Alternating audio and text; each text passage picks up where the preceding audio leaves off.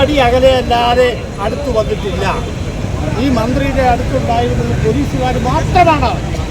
അപ്പം പോലീസുകാർ ആരും അടുത്ത് വരാതിരുന്നപ്പോൾ അടുത്തു നിന്ന പോലീസുകാരുടെ കയ്യിൽ നിന്ന് മന്ത്രിക്ക് പരിക്ക് പറ്റിയെങ്കിൽ പിണറായി വിജയൻ ഇത് മനഃപൂർവ്വം ചെയ്യിപ്പിച്ചതാണ് എന്ന് പറയാനാണ് എനിക്കറിയാം.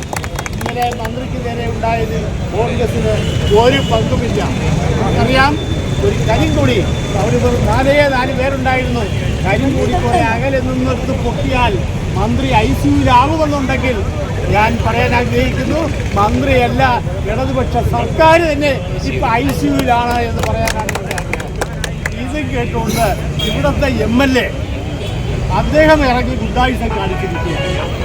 ഞാൻ ഇവിടുത്തെ ബഹുമാനപ്പെട്ട ഇടതുപക്ഷ പ്രവർത്തകരോട് ഞാനൊന്ന് പറയട്ടെ, മുങ്ങുന്ന കപ്പലിൽ ആരെങ്കിലും ചാടി കയറുമോ?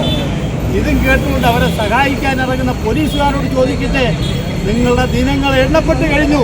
കേരളത്തിൽ എന്ത് സംഭവിക്കാൻ പോകുന്നു എന്ന് നിങ്ങൾ മനസ്സിലാക്കുന്നില്ലെങ്കിൽ 2 മാസം കൂടി കഴിയുമ്പോൾ നിങ്ങളത് മനസ്സിലാക്കും എന്ന് ഞാൻ തറപ്പിച്ച് പറയാൻ ആഗ്രഹിക്കുകയാണ്.